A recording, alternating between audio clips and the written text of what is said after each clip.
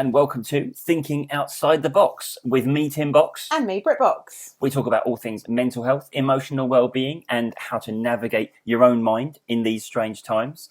Please do not confuse any of our advice for medical advice. For doctors, we are not.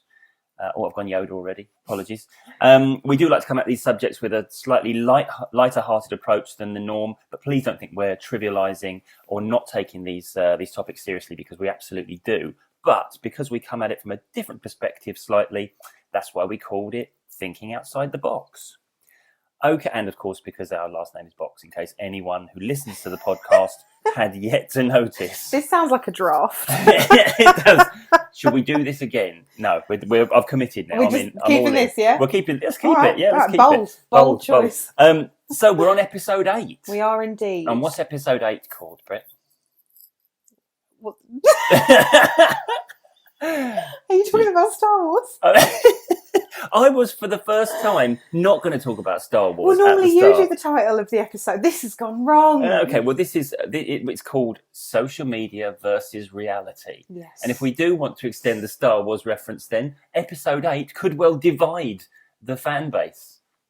Like the last podcast. The last podcast, yeah. I wonder if anyone gets our Star Wars references at the start, or they're just sort of skipping through, waiting for us to get to the important bit. Probably the second bit, but I will add a side note that Tim is currently wearing a Star Wars t-shirt. Oh my God, I am. Yeah, that's true. I didn't even realise that. It must be subliminal. My subconscious said, you know what? Subliminal Star Wars. Brilliant. Okay, so yeah, but social media versus reality. Yes. Now, this I know. I handed over to you for the title, unexpectedly, as it turned out, because I know this is one that you really, really wanted to cover. Yes, I did. When we said that we were going to start doing a podcast and we were going to talk about mental health and we were going to talk about all sorts of things that affect us, my first thought was, well, I need to do several episodes on social media. So if we get to the end of this and I'm still not done, then there will be a part 2, because I have a lot to say about social media and the responsibilities of social media and the effects of social media. It's something I feel very strongly about for reasons which I will go into during this episode that you will discover. And I wanted to call it social media versus reality because they are inherently 2 very, very different things. Yes, there's a lot of stuff online. People always use the term Instagram versus reality, don't they? Yes. I believe the kids do online these days. No, and I believe it is trendy at the moment. Right. And what I will be posting along with this podcast is my own Instagram versus reality from a picture that we took last year. Yes. That I will be posting with this. But it's more, for me, honestly, I don't believe that Instagram is the main culprit of everything that's going on. I think it's all of it.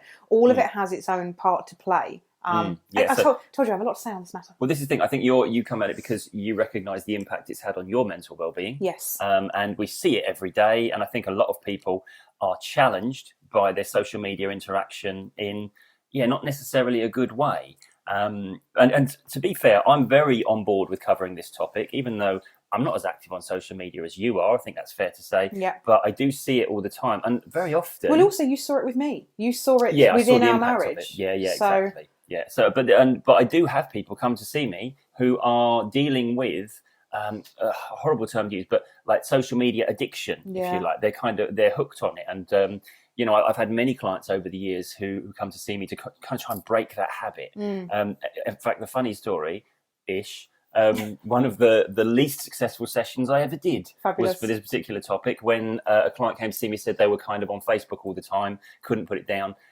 We did the session, thought, that seems like it went well. Then about 2.5 minutes later, opened up my phone, friend request from Facebook. That worked then. Yeah, and I know he couldn't possibly be anywhere else other than in his car driving at the time. So, brilliant. Which is not good, yeah. So, so it's a bit of a hot topic, I suppose, is what we're saying. Yes, but obviously, please know that this podcast isn't going to be just us bashing social media. Far from it. We both have a lot of good things to say about social media, but I believe it's like anything. Too much of a good thing can inherently turn into a bad thing. But I think we should talk about the good things first, because, as I say, I owe a lot to social media. Chances are very high you wouldn't be listening to this right now had it not been for social media. That's very true, isn't it? You built your audience. Exactly. You may have seen this podcast mentioned on social media. If you found it through just Apple or Spotify, hello, hi. I'm not alienating you. I'm just just starting from a baseline of everything I do and everything I have done in my 10-year career, which makes me sound ridiculously old and distinguished, and I promise you I'm neither. I have done through and with and alongside social media. I built my business on it. I wouldn't be who I am doing what I'm doing without social media, and I will be forever grateful for that. I think testament to that is the fact that you have been guest speaker at several social media conventions and things like that, and where people are asking you about how have you done it on social media, how do you build your following. So it's you're very aware of the opportunities that social media brings and the tool that it is in terms of growing your business, but also your influence, I suppose. And to an extent as well yourself. I know you've built a business predominantly offline, but social media has been a massive help in the things you've done and people finding you and YouTube and things like that. Many people listening to this podcast may have found me via my TED Talk, which I did the TED Talk at the start of 2019, and it went live online like the later half of 2019, and that's when people started to find my message. It was only because it was on YouTube that people could find it. And as you mentioned, obviously we're both TEDx speakers. We've both done TED Talks. You can find them both on YouTube. Mine is in my prior name, Britt Wyatt. It's called The Courage to Continue, and Tim's is up there as well, and yours is called How to Stop Feeling Anxious About Anxiety. Exactly. But forgive me if I'm wrong, but we first learnt about applications being open for TEDx talks on Facebook. Exactly, that's very true, isn't it? I mean, when you think about it, how much stuff do we find out about because we're on social media? I know if you want to know what's going on in the world in general, you don't go to the news. I do not. You go to Twitter. Yes. And you look at what's trending. And that's your finger on the pulse. That's as close as I get. If I want to know something is going on, like even to the point where if we have a power cut or something like that, I will look at the power company's social media accounts before I will go onto their website. So social media has been a cornerstone of the past, what would we say, 15 years? Has it been going even that long? I'm sure it has. I honestly don't know, but I think it sounds about right. I can remember back in 2000, I want to say it's 2009, my friend Ali Hollands, hello Ali if you're listening, she was on Facebook and I was not on Facebook. I was still on MySpace. Hello to everyone who remembers MySpace. I actually learnt HTML code because of MySpace. So there you go, I got something else from it.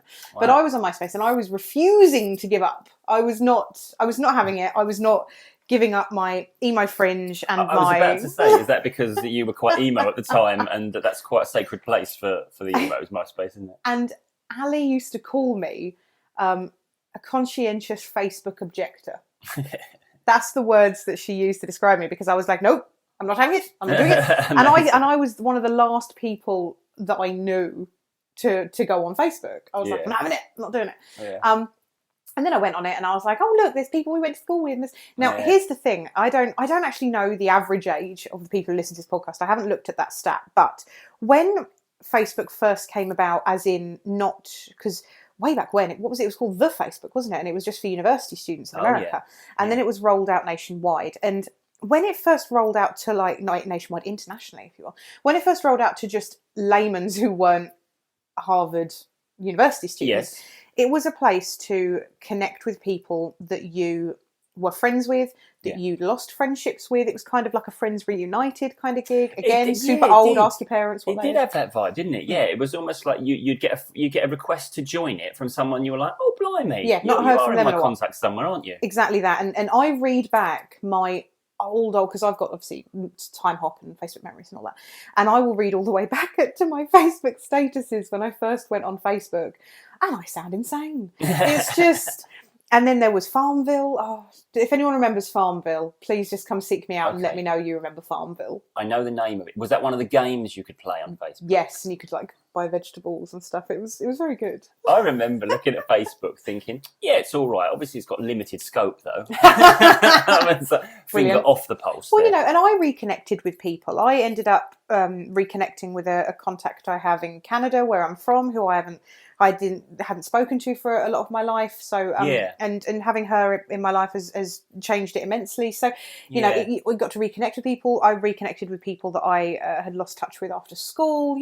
It was a real sort of positive, lovely place. Well, this is we're talking the upsides of social media, being able to find the people that you've lost, and or just connect with people that you want to meet. Yes. You literally, this is why we can get in touch with somebody very quickly these days. Yeah.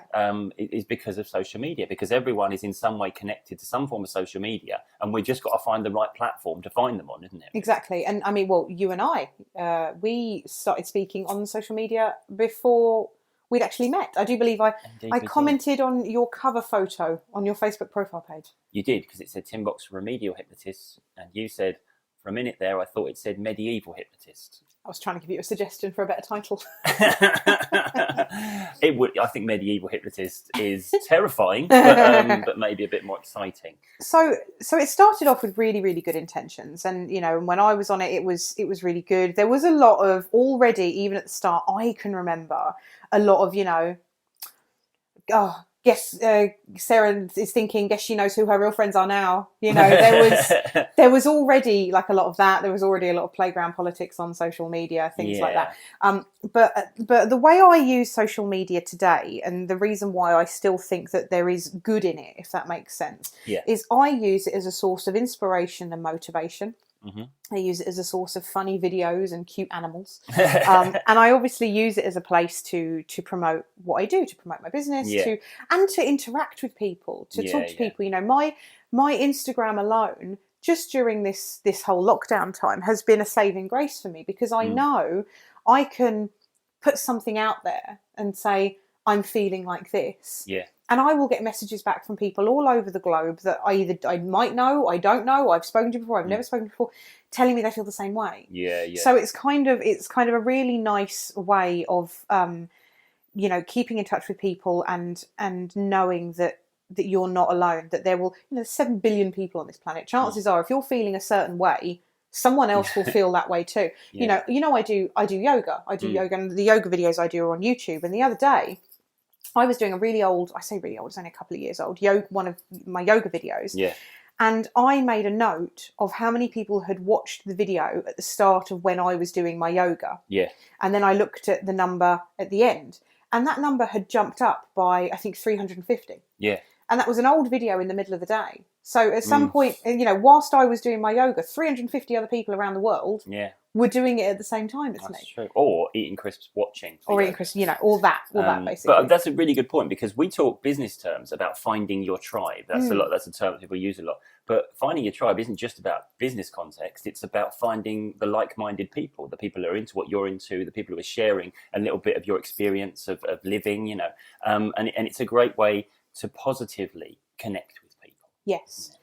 But what I will say is, now I know everyone listening to this will at some form, in one way or another, have experienced a negative impact around social media, be it on Facebook, on Instagram, be it from someone they know, someone they don't know. But what I want to briefly touch on before we sort of talk about more general terms is that with social media followers comes social media critics. For every one person that loves you and thinks you're doing well, there will be someone who hates you for no particular reason. Yeah. And this is the thing I struggle with, because you see it all the time where people who don't necessarily run businesses through social media will post and say things along the lines of, well, they're on social media, what do they expect? And it's if that's fair game then. Yeah, I expect to be treated like a human being. And I'm very much, this, we've had a conversation where if you wouldn't say it to someone in the street. Exactly, yeah. It's the same as like road rage, isn't it? Because we're in our glass cage in our car, we don't necessarily connect with the idea that we're shouting at a human being if we're getting angry. And it's the same on social media, because we see someone post something we disagree with, and of course we feel like we can say it because I'm just saying it at a screen. I'm not saying it at an actual human being. Yeah. And then we don't realise, well, actually, there are human beings, on the end of these posts. Exactly. And I think it's worth saying as well, the vast majority of interactions, that if you put something out on social media, the vast majority of interactions, if you're a good person trying to be a good person, will absolutely be positive, because what happens is the people who like what you're talking about, their algorithm on social media is now showing them your stuff because it's in the topic of things they like to see and they like to talk about. Yeah. But you will also inadvertently get people who disagree or who really aren't there to encourage you or to connect with you. No. And I think we've got to sometimes pause for a minute, because inevitably we don't fixate on the positive comments, the people that are saying, yeah, I agree, or you're great. No. We don't dwell on that. We dwell on the people that are saying, no, you're wrong. Yeah. I mean, I'm fortunate in that the majority of messages and comments that I get are always overwhelmingly positive, and people are always really lovely and kind, and it's fantastic. But you can be damn certain I can remember nearly every single negative comment I have ever read about myself. Yeah, I agree. And here's the thing: it's not as if people say it where I can't hear it. They will directly message me and say, "Oh, you over there, I don't like you," and I'm like, "Okay." Yeah. And they're like, no, you're not listening. I don't like you, and I don't like your free content that I have no obligation to look at. And I'm like, okay, you can scroll on. No, I need you to know. It's like they need me to know they don't like me. And I'm like, cool, okay, that's fine. This is the thing. I think we have to talk about this, right? Because there's a lot of people. So I'm on a couple of groups on social media that are geared around helping people with anxiety and depression. Obviously, I go there because maybe I can offer some advice, or maybe I can just see what sort of rhetoric people are using. Because it does shift culturally. Interestingly enough, over the 10 years I've been working, the way we talk about these things has shifted. So it's important for me to just at least engage in that conversation. But you will. There was one on one of the groups. Somebody put a post. What do you do to what was it? Relieve your anxiety or keep yourself busy or something like that. Yeah. And you'd be surprised how many people in that thread said trolling. Jesus Christ. Like that was what made them feel better. Wow. And this is the important distinction here. People that scroll the internet to find things that upset them so they can have a rant about, or they can just try and shoot down, they're not happy people. No. Yeah, all they're really doing, I've said this to you many times, and I try and think this way. If I get a negative comment on something, is that they're probably not putting it because they're saying, I'm really happy, but you're wrong. They're like, no, I'm unhappy, and you seem to be happy with that thing you're putting up there and the thing you're doing. Yeah. And when we don't perceive the possibility of attaining that same level of happiness, the envy thing kicks in, and then the only option we've got is to try and pull down that person from their pedestal of happiness. Yeah. And not to I didn't think this is what I'd be talking about on this particular podcast, but I will say it because it's true. There is a really awful, evil rhetoric around fat women who are happy. Right. Now, I say this, if you don't know, I am a chubby girl. Like, you can have a look at pictures of me. That's fine. I'm okay with it. I'm happy with how I look. I look in the mirror and I'm like, yeah, you fit. I'm fine. I'm okay with it. But what I will say is that there are some people in their dark, unhappy, unsatisfied corners of the internet that they see a plus size woman living her best life in a bikini, doing what she wants, being happy, and they go, no, I shall tear you down today, madam. Yeah. And it's awful. And I have so many friends that are in the same boat, that have the same thing happen to them. I get it all the time. And the one that I love, the one that gets me every single time, it's like, oh, that's not healthy. I'm like, oh, I do apologise. I didn't see your medical degree there. Would you like to please present it to me again? And it's not, they don't care about my health. They cared about my health. They'd go on to every single person who posted a picture of them with a cocktail or, doing something dangerous. And they'd be like, oh, that's not healthy. They don't care about that. They don't care. They just don't like that I'm happy. Yeah, that's exactly right. When people saying, no, I feel I should say something because it's wrong for you to promote this as body size or something. If you really gave a shit about that, if you really cared about it, you'd be posting on the supermodels who have an unsustainable body image and all the stuff that is photoshopped to be unrealistic. And like you say, all the people that were demonstrating anything remotely unhealthy, you'd be doing the crusader part and say, right, I better post on this, otherwise somebody might get the idea that it's okay to be like this. Also, if telling someone that they were fat made them skinny, if bullying someone and calling them names did anything positive, I mean, it doesn't. And this is the thing I've never understood, why people think, you know, but I've also had it. I've had it both ways. I've had people message me saying, "Oh, you're so fat, work out," something like that. And then I posted pictures of myself lifting weights, and I get, "Oh, you shouldn't be doing that," and I'm like, I can't win. Yeah, I can't win. Because you cannot keep everyone happy, and you will always find people. When you go out to enough people, I mean, how many, what are you, like 300,000 people that are on your... 400,000 on my Facebook. God, is it 400,000 now? Yeah, over 400,000. Blimey. No, and a modest 22 on my Instagram. And there's me with my 2,500. That's fine. That's fine. You have 2,500 wonderful people. The people on my Facebook, they just want recipes. They don't care about me. They just want to look at cakes. But again, they don't care about my life. You go out to that many people, and you're going to find some people that don't agree with your lifestyle. Or I say don't agree with your lifestyle, as if that's their crusade They don't even in life. care. They don't care. Yeah. They're just saying things for the sake of saying things. You know, I get messages from... Like I will get messages from older plus size women telling me that my shorts are too short. And it's like, no, just because you don't want to wear them, I'm happy wearing them. Leave me alone. Yeah, at the end of the day, there's only one person on this planet that you need to keep happy. And that's me. Oh, no, I was going to say it's me. Okay, yeah, of course, yeah, absolutely. So this is the thing. Bullies and trolls, they fill every part of the internet, but and what I'm about to say, like, I need to hear it as much as I need to say it. I was going to say this. Yeah, This is therapy, but it's not you. It is absolutely them. I'm clapping because I'm really like, this is what I mean. I'm getting really, really passionate about this, because here's the thing. You mentioned Facebook groups earlier, and I think I have some sort of post-traumatic stress around Facebook groups. So many years ago, I used to run a Facebook group. And it pretty much, I would say single-handedly, but there was a couple of other factors as well, but it was the main culprit in me having what I like to refer to as a nervous breakdown. And you saw it, you were there, it was messy. Well, I didn't see it because you were locked in the bathroom, so I heard it, and I was... You heard the breakdown. Yeah. And I swore then that I will never in my life run another Facebook group. I will never ever. And I got asked to admin a Facebook group not that long ago, and I was like, no thank you. My mental health is just carefully on the balance. But this is the thing, I think a lot of people are listening to this and they're probably nodding because they know this. Everything that we're saying, this is not news to people. Yeah. But you're right, we do have to remind ourselves, because when you receive that attack, when somebody points at you and says, I don't like that, then of course you're going to feel challenged, and it's going to be very difficult because, you know, when our earliest memories are of trying to keep other people happy with us, you know, the earliest times when we're growing up with our parents, trying to be all that they want us to be, then when we go to school, trying to fit in with a group of people so that we're protected from the bullies, stuff like that.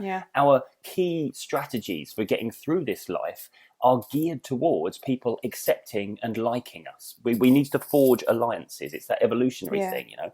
But a lot of the time, that's why when we receive criticism, or when somebody points at us and says, I don't like you, then it's so challenging that even when we know all this stuff, of course we're going to experience, you know, at least a twinge of damage, and at least a twinge of anxiety and fear about what that might mean. That these people are coming for me now, or something like that. Yeah, well, because, you know, I mean, one of my other passions that unfortunately I haven't been able to do very much for the past year because of the pandemic, but is pole fitness and aerial hoop, and I absolutely love doing it, and it makes me feel really strong, and I really miss all the pole girls, and I miss going, and I'm really hoping it'll open up soon. But I can remember I would just post pictures of me doing pole. You know, in my shorts and my tank top. And I've had conversations with girls who, you know, every single person who does pole or does aerial, something like that, they all look different. They all have like different motivations. They all have different things they want to do. And the amount of girls that I know that won't post their pole pictures because they're worried about what other people might think and what kind of connotations that it might bring to the table. And it's like, no. You're enjoying doing that. Anything that anyone has a problem with is in their mind. And I read a quote which stays with me, which I really, really love. And it's, I am not responsible for the version of me that lives inside of other people's heads. Oh, that's good. You know, I if someone thinks that I'm a certain way, I mean, I know who I am. My friends know who I am. Yeah. You know who I am. Everyone outside of that, whilst, yeah, absolutely, it would be great if everyone liked me. But when I think about it, I don't like everyone. No, exactly. So Yeah. why, you know what I mean? So, We but are. I know people as well that are too scared to like start businesses or put themselves out there because of what other people will think. Yeah. And you know, what other people think of you is none of your damn business. Yeah. The fear of judgment is one of the things that installs regret in us. You know, that we don't do it because we wonder, what will other people think of me? What will they say about me if I do this? Yeah. You know, and when we post something, posting something on social media is that little microcosm of that, isn't it? Yes. Should I put my face out there doing this, or you know, what will people say? And all we end up doing is regretting not having done the thing that we wanted to do. Yeah. And it limits us, and it builds a little wall around us, you know. Also, the other thing social media is responsible for is how much we constantly compare ourselves to other people. You know, it's all good and well saying, you know, trolls and bullies are an issue, which they absolutely are. You know, we've both had people give us shitty comments. Like, I mean, you got one recently which made me laugh, that someone said that your bones were too your bones were too strong for you to be as skinny as you are, or something. I was wasting my bones. Fabulous. I think that was the gist of it. Fabulous. Somebody put on my TED talk. Yeah. It started with, I agree about the anxiety stuff, right, and then went on for a whole. That was the whole comment on the 18-minute talk about anxiety. Yeah. And then said, but work out, man. You've got bigger bones. You should be using your frame and don't wear those skinny jeans and tight cardigans and things like that. And I was like, where did this come from? Honestly, you're too skinny and I'm too fat. Let's just together. I'm sure we're perfectly average for the internet. Then that's fine.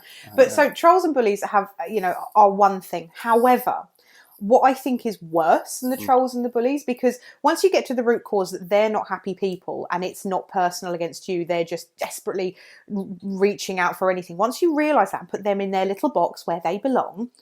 The other side of it that's equally as damaging is the troll that lives in your brain, who every time you see someone else doing something. Now, here's the thing.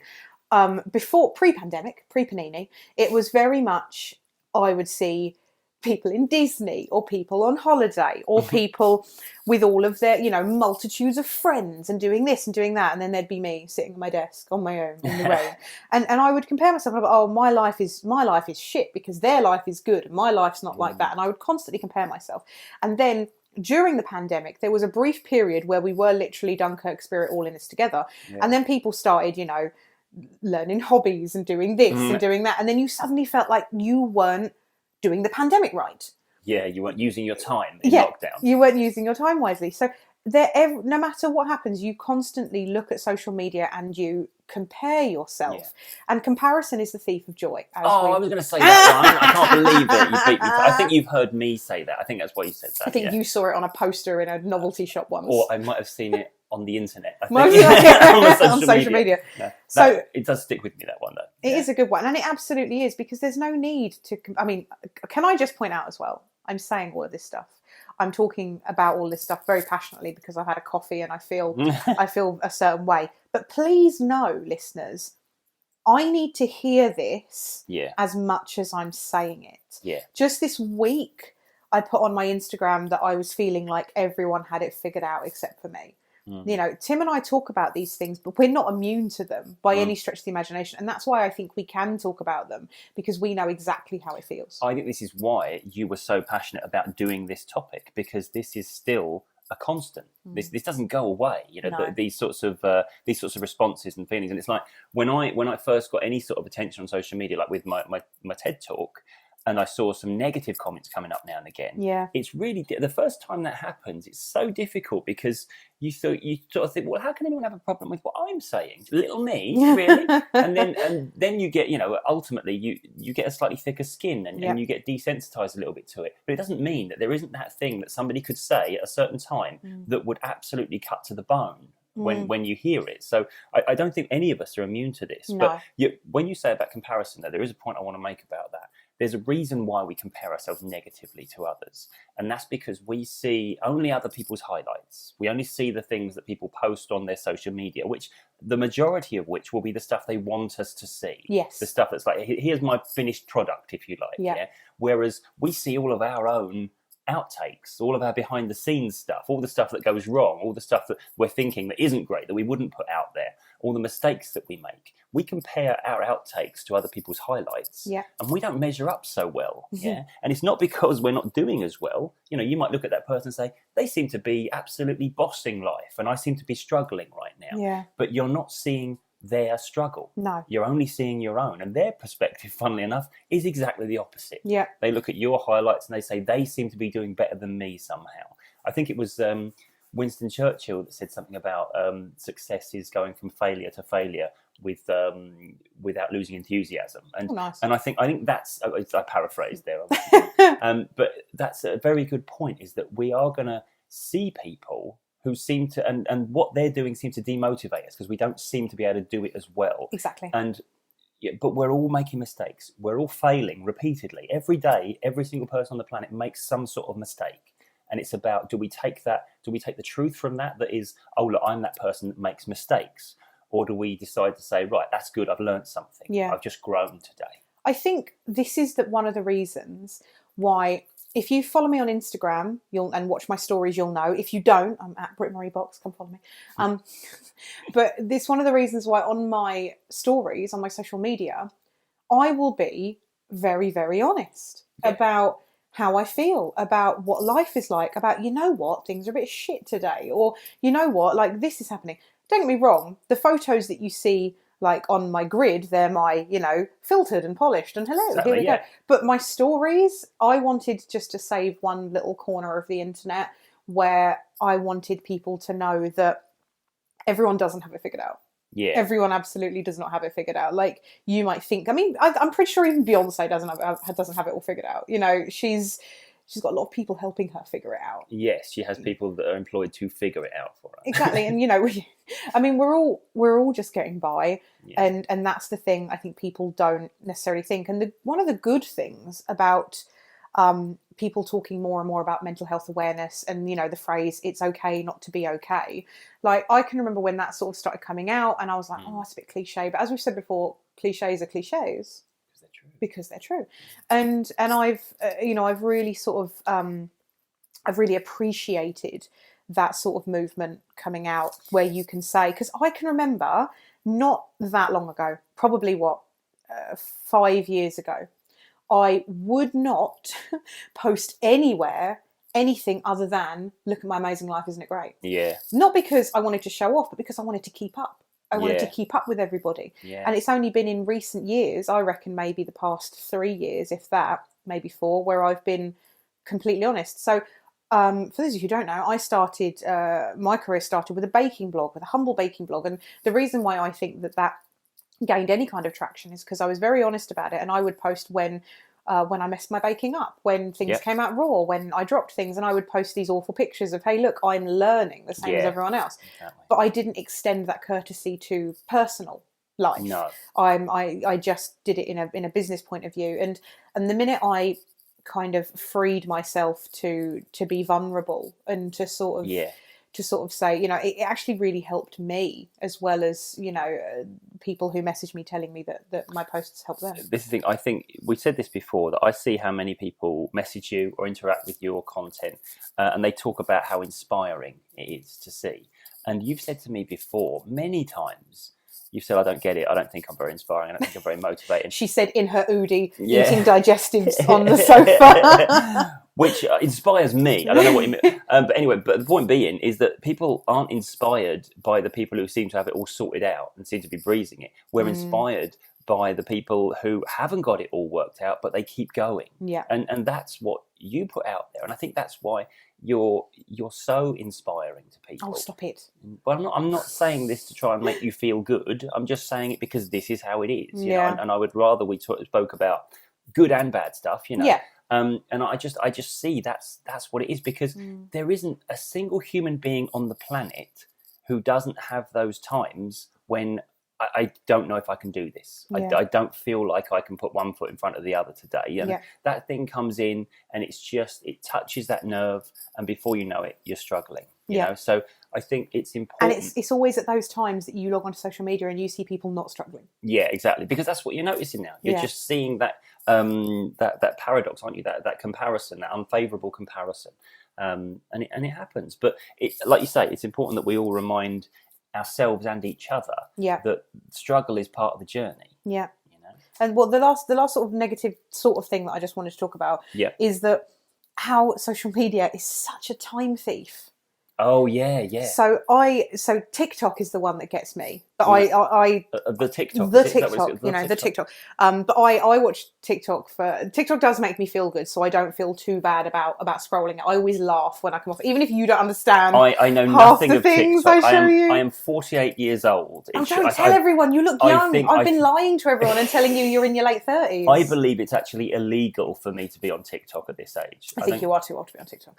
But I do find that you will be sitting there. I mean, again, I say this because Tim and I are both guilty of this. We aren't saviours in this. We aren't, this is very much do as we say, not as we do. We're working on it ourselves all the time. But you find that you're sitting there and you're scrolling and you're scrolling and you're scrolling. And then before you know it, half an hour has gone and you know everything about what's going on in the local village group, and you know everything about that person who you went to school with that you've not spoken to in 12 years. You know that they've just got a new dog or they're doing that.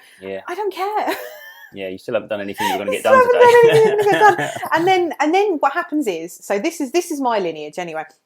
I'll just go on social media quickly, and then half an hour later I'm scrolling, I'm finding out all these things that I just don't care about, and then I come off of it, and not only do I feel rubbish that everyone else is doing stuff and I'm not, I also then feel even worse because I've just wasted half an hour. I could have been doing something actually productive with my time. Something that would make you feel good about you at the end of it. Yes. And I get it. Sometimes we just want to look at silly videos and have a laugh, and I know you really enjoy. You get a lot from it. You're going back there because you get a lot from it. But it is that kind of addictive response. Well, correct me if I'm wrong, because this is your speciality. This is your area of expertise. We watched a thing, I can't remember what it was called, on Netflix about social media. Yes, it was called The Social Dilemma. Oh, might have been it. Social Dilemma. But they said that the constant pulling down to refresh, it's like it's an anticipation of a dopamine hit. Yes, exactly. That's exactly what it is. So our mind responds best to immediate reward. Okay, this is why we might feel bad and we might say, I want to stick to my diet, but then when we feel bad, we'll eat the cake because it makes us feel good in that moment, even though it messes up our long-term goals. Yeah, so we do that thing of just what can I have in the moment? And it's like, I'll have that one glass of wine, and then it's like, oh, I have heartburn and I have a hangover. Well, exactly, all the things that we'd conveniently forgotten about. But this is the thing. So and we chase it. That's what it is. And so social media, it's designed to give us that response in our brain, so that we need more, we need more, we need more, we need more. And that's why we scroll. That's why we keep looking for that next hit. So we scroll through the stuff that we don't like. Yeah, we might take it in, but we're trying to find that thing that gives us a little bit of a buzz, a little bit of that, like you say, that dopamine hit. And I think the notification button looks as bright and bold as it does because it's meant to be like, come in. It's like the siren call of the social media. But this is the thing, like any addictive substance, we need more, we need more, we need more. We get used to it, and we need a bigger hit, a bigger hit, a bigger hit. And that's why we spend more and more time on it. And we just fall down the scrolling well. And before we know it, we're sort of, we're a bit lost. Well, one of the reasons why I wanted to talk about this specifically this week actually is because I had seen a lot of posts where people were talking about Instagram versus reality. Here's a picture I edited, here's what it looked like before. So I wanted to talk about that, and I also wanted to talk about it because I personally have taken some proactive steps to try and fix it for myself, because I didn't like. Basically, at the moment, we're all a bit bored. There's not much to do, and I find that inevitably, when I have less to do, I spend more time on social media. When really, I want to write more. I want to read more. I want to go on more walks. I want to do all these things that I don't end up doing because I end up scrolling. So I needed to have an intervention with myself. Did you sit yourself down? Did you surprise yourself? I sat myself down. I put up a banner that said, Britt, we need to stop this. You lied to yourself and told yourself you were just coming over for a coffee. Yeah. And then you jumped out and surprised yourself. I did exactly that. And I've done some steps that have, and I've only, bearing in mind these steps have only been in place for the past week. So if you're listening to this in a year, this might all be moot. But You might have forgotten. I might have forgotten it. But I wanted to talk about this to say the steps that I have taken in the hopes that maybe they will help somebody else. And we've got some sort of other tips, haven't we, for managing social media. Well, this stresses. is it. We are going to go through. This is, we make minimal notes. It should be said when we're doing this podcast, but we do have a note in terms of we brainstormed about 7 things that we thought these would probably help us, help other people, that sort of thing. Yeah. And we've probably implemented some of these at some point. So we have tried it out, but we don't do all of them now because different people, different strategies, that kind of thing.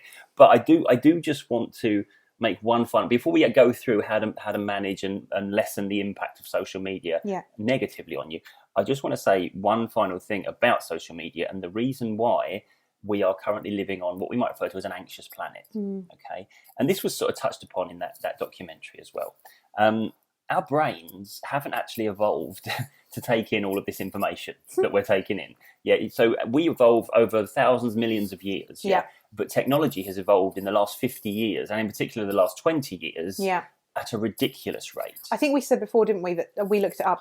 Our brains are still exactly as they were in like the Tudor times. Yeah, exactly. So it's like giving Anne Boleyn a Facebook account.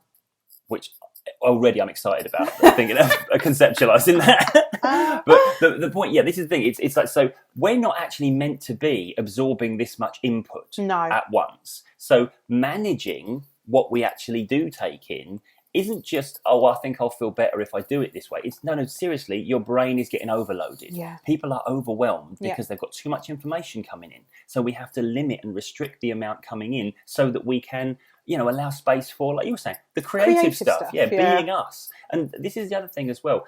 The whole, what I would refer to as the baby's dummy response of social media. Give me more input, more input, more input. I need more. It's the thing that we're taught when we're a baby, when we feel bad, so we're crying, and somebody gives us something to make us feel good. Here's a dummy, here's a sweet, here's a toy, here's a hug.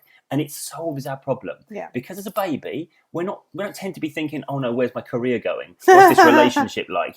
Then although my friend has had a child, and I keep asking, like, when's it going to contribute to society? When's it going to get a job? Well, I mean, that's a whole other discussion, isn't it? But you know what I mean? And I feel like it's like, so we go through this period where all of our problems are solved by just give me something nice. Yeah.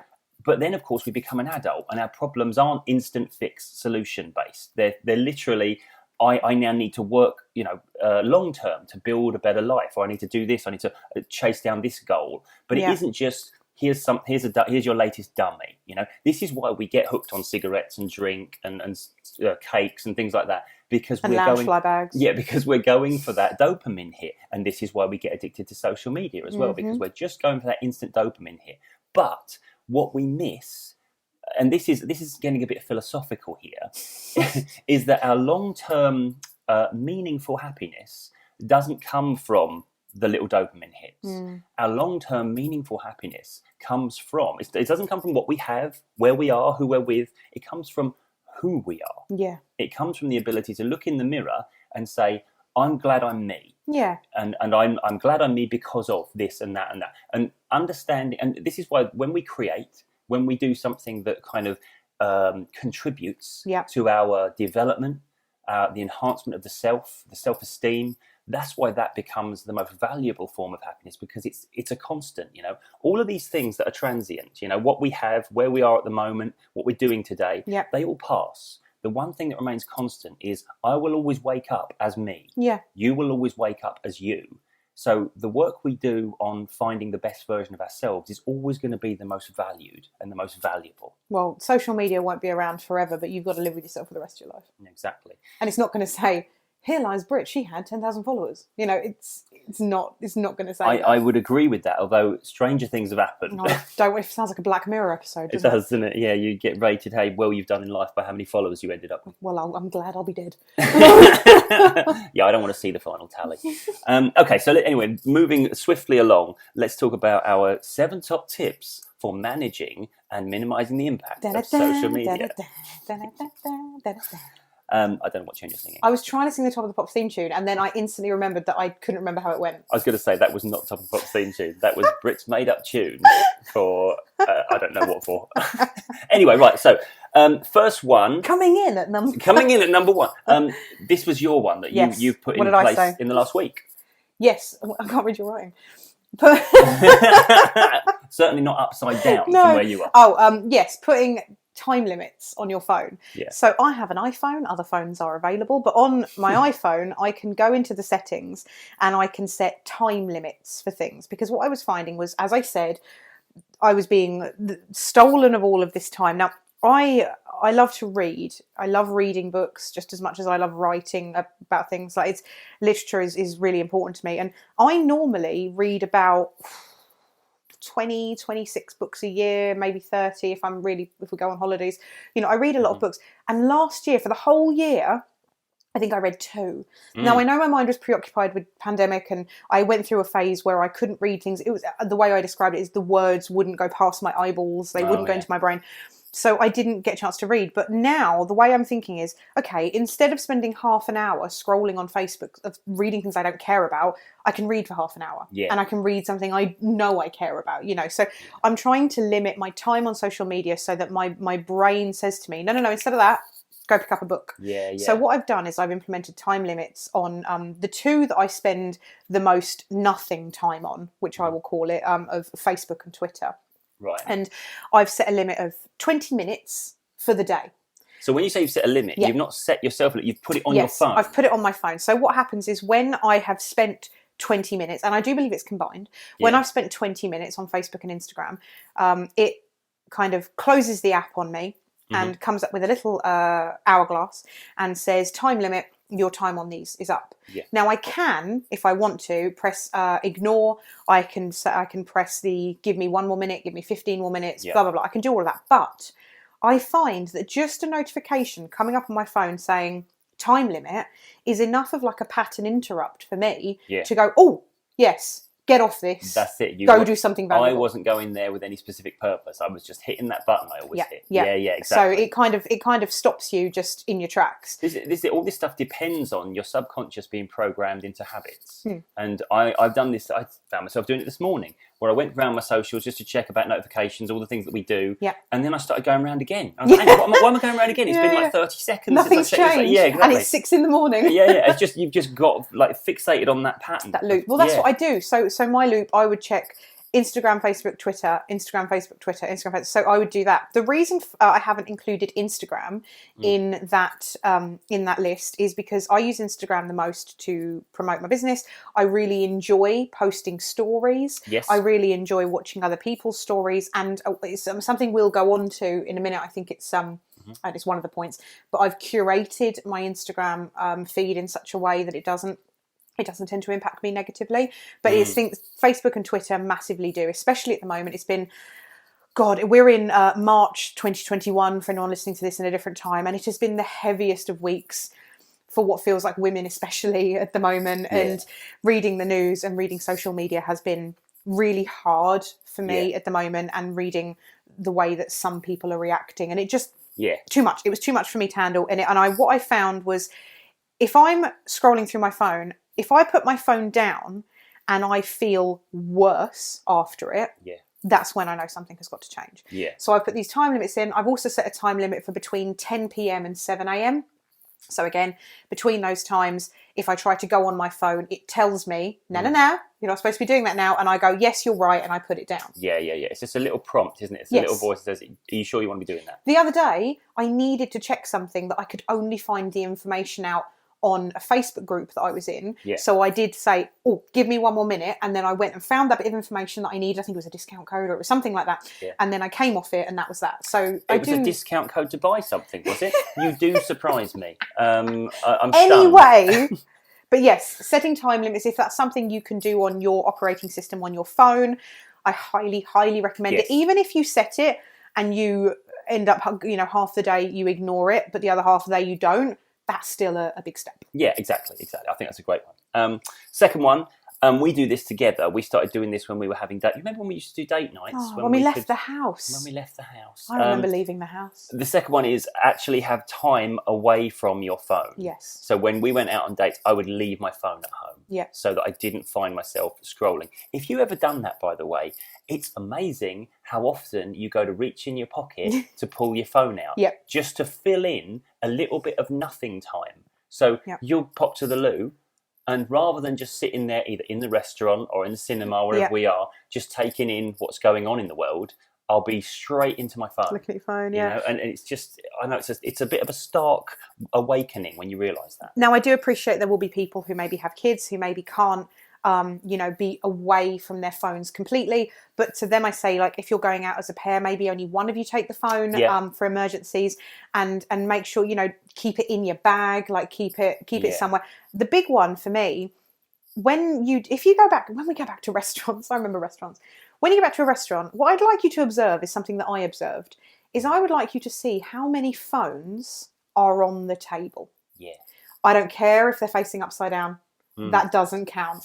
Your phone does not need to be on the table unless you are on call, unless you are an on-call paramedic, funeral director, something like that, where you need that picking up the phone is literally an emergency, or you've left kids at home or something like that. Unless it's the phone call that you might get is going to be an emergency, your phone does not need to be on the table. Yeah. Also, how many people are at a table with like a group of people, or there's a couple, and they're on their phones? They're both on their phones. They're both on their phones, and it's like, what that's saying. I'm not getting enough stimulation from where we are and what we're doing, so I need to find it elsewhere. Yeah. And okay, I get, like you say, if you actually, I'm waiting for this important email coming in, just need to check that. Or a key workout or something like that. Yeah, all of that sort of stuff. But that's not what it is it? It's just people scrolling. And I'm as guilty of this as anyone, so it's not like I'm saying, I'm wagging a finger at people and saying, you need to do better, people. I'm trying to be better at this. Yeah, exactly. And it's where our brains now have been conditioned to require that constant dopamine hit, that constant fix. One of the last times we were out, there was a group of 4,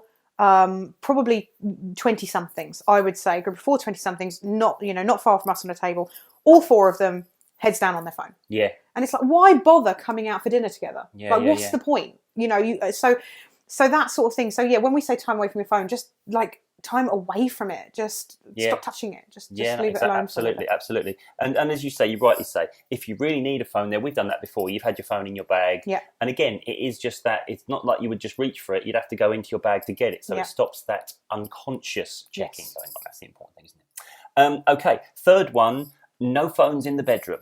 By the way, I should say, all of these things we're talking about, some of these might work for you, some of these might not. We're just throwing you a load of things. Some of these we do, some of these we don't. Yeah. So the third one is not having your phone in the bedroom. I've seen a lot of people talk about this because they find themselves last thing at night and first thing in the morning scrolling their phone. Or people who post at 3 a.m. saying, can't sleep. Get off your phone. Am I help?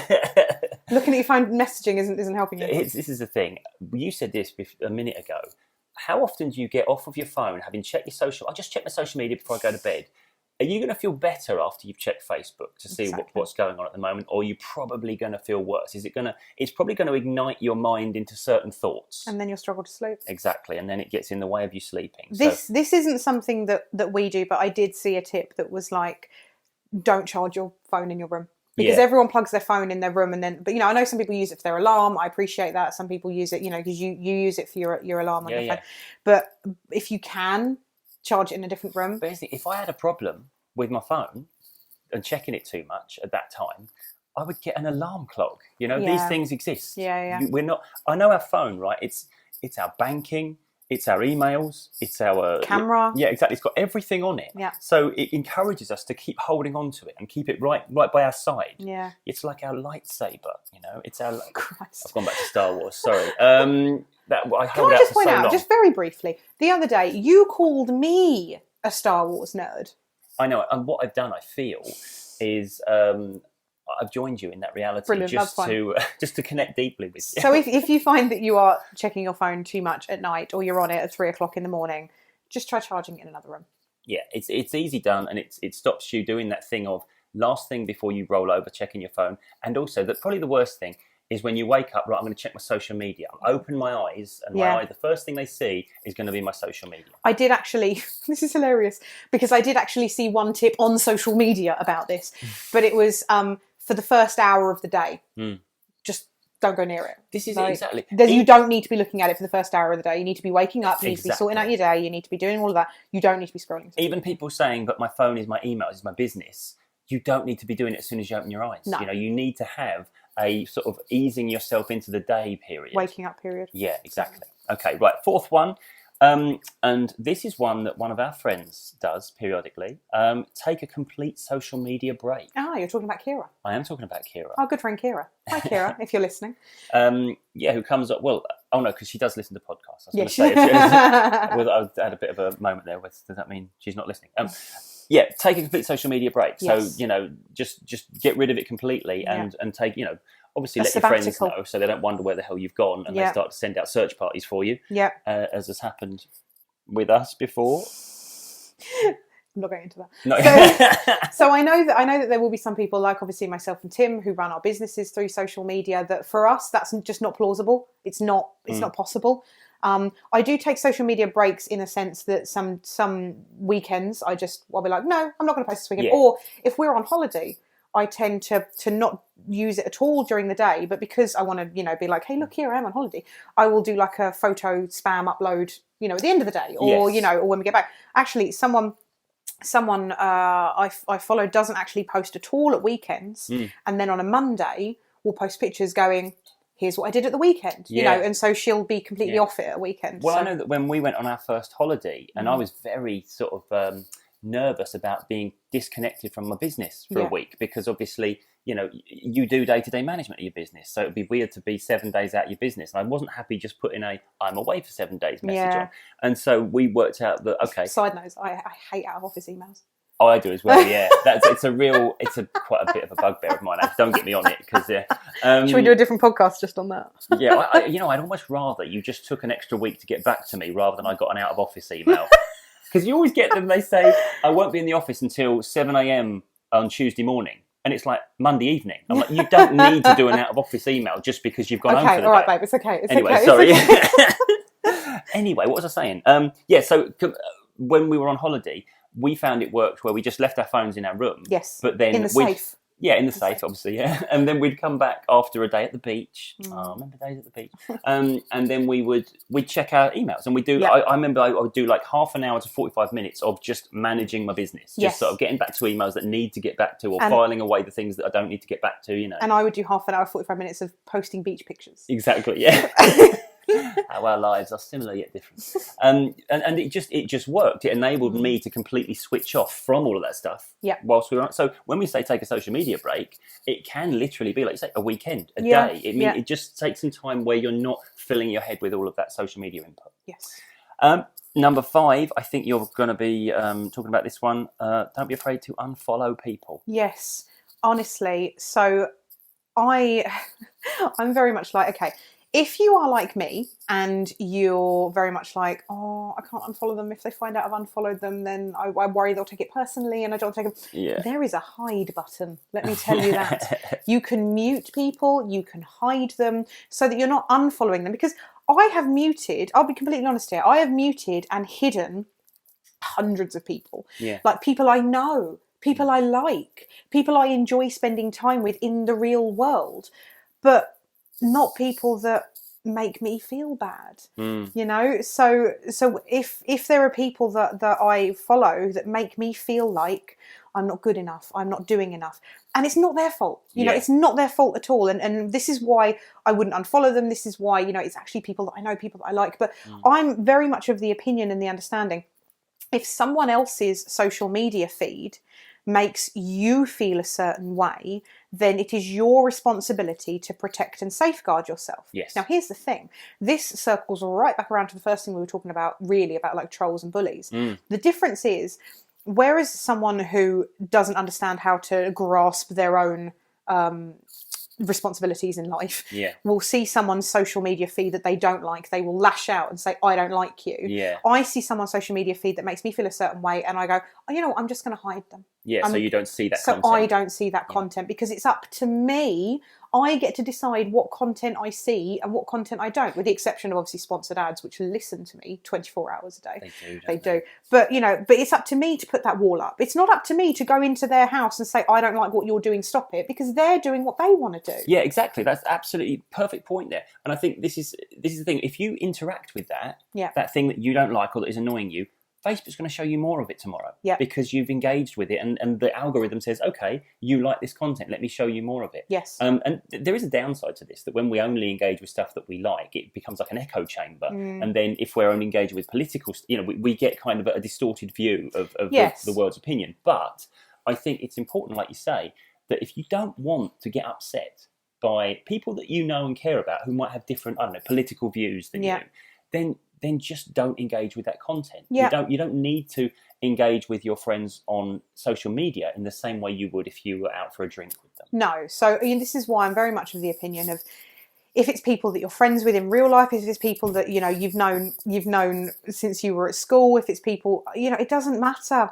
If what they're putting on social media makes you feel bad about yourself, you are well within your rights to hide them, to unfollow them, to go however far you want. Like, if people look at my stuff and they're like, actually, I don't like what she's doing, hide me, mute me, unfollow me. I really don't mind. It's absolutely fine. Yeah. Whatever you need to do for you is the most important thing. So what I've done is I've unfollowed people that I don't know and that make me feel bad. Because, there was a time when I was following loads of like bodybuilder women, because this is when I was lifting weights and I was really getting into it. And but whereas I'm not in that frame of mind right now, I found that looking at their content, whilst it was incredible and they were doing amazing and more power on you, go girl, it was making me feel, oh, you're not doing enough. So I came away from it. And then these aren't people I know, so I unfollowed them. But then, I'll get people I do know that I think, and genuinely, it doesn't make you a bad person to see someone else being successful, feel a certain way about it, and hide them and mute them. It doesn't make you a bad person. It makes you human, and it means that you are safeguarding your own mental health, which, as we've said time and time again on this podcast, is the number one priority. Number one responsibility of yours to safeguard your own mental health. Okay, that's a good one. 6. This is it's a really obvious one. Stop scrolling. Okay, now there we go. That's it. No, that's it. Moving on. What I mean by that is, so you'll do this thing which will annoy the hell out of me when you do it, but you're absolutely right to do it. Brilliant. I'll be on my phone and you'll be like, "What are you looking at?"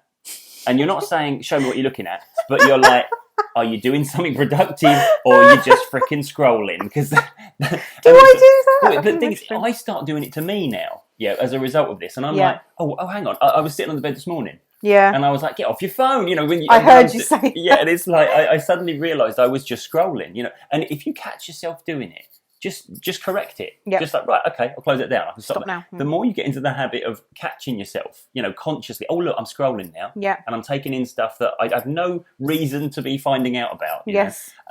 Then just look, Sharon down the road is writing to the council. Exactly. Yes, I saw the local Facebook group for where we live. I saw what's going on about the roads. Okay, I know that now. I'm not sure I needed to, but there we go.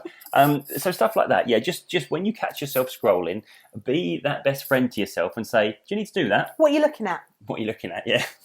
Why are you looking at it? That sort of stuff. Yeah. And finally, number 7. You can remove the apps off your phone. Yeah. I know it sounds really obvious. So our friends Loz and Baz, they only have, so they do a lot of their business on Facebook. That's their marketing strategy, is getting out on socials. As many businesses it is. But they don't have the Facebook app, they have the business app. So all they do is they go on there, they post their content, and they engage with their audience periodically several times a day. But they don't just open the Facebook app and look through other people's content and scroll. No. And that's how they get so much done on social media. They get so much done. Because they don't fall down the well. They don't fall into the scroll hole. No. Scroll hole! I've literally just made that term up. Hashtag scroll hole. I'm really pleased with that. But oh my god! Anyway, he's going to be talking about that for days. That's what I'm taking from this episode. Is that hashtag. We're not calling this episode hashtag scroll hole. Oh, can I at least put it in the description? You can put it in the description. Thank you. I really hope people now go and check the description. Also on again on iPhone, I'm not sure how it works on Android, but on iPhone you can remove the app from your home screen. So it is still on your phone, but you have to work a little bit harder to find it. You have to go searching for it. And I find as well, that is also, because I've done that too. I feel like I've put so many procedures in place for myself. Yeah. But I have to do that too. So if I really want to go on Facebook, not only do I have to go seek out and find the app, but also if I've happened to look at it for more than 20 minutes in a day, I then get told not to. And it's really sort of, it was the other day, I think, and you told me that one of our friends had posted something, and I said, oh, I can't look at it, my time is up. Because I really didn't want to, and I was like, I'll look at it tomorrow. Because you can. That's it, because the world ain't going to end if you wait for tomorrow. I've done this thing where, I think it was probably a few months back, actually. I picked up my phone to set my alarm for the next day. In the time it took me to reach over and pick my phone up and look at the screen, I instantly opened Facebook without even thinking about it. Brilliant. And then I put my phone down and I sat back in bed like, I haven't set my alarm. I've literally, so it's just moving your app can actually break that pattern. Like exactly. Yeah. What I will say is, before we started recording this, so our podcasts, we like them to be roughly about 50 minutes in length. And Tim said to me, let's not worry if we can't make this one 50 minutes. We are over an hour. We are over This an is hour our longest, now. but I told you I had a lot to say. You did say. I had a lot to say about social media, and I am nowhere near done.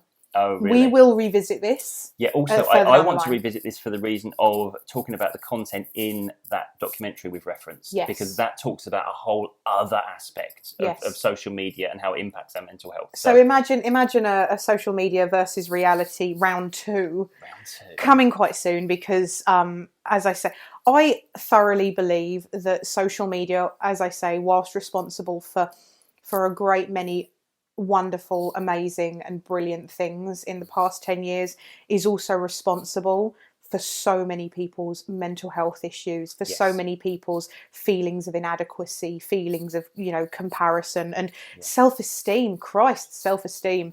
And I genuinely think that without it, the world wouldn't be the way it is, both good and bad. Yeah, I agree. It feels at the moment like a necessary evil, because, for example, for me, if I go to buy something from a company I've never heard of before, I don't check their website.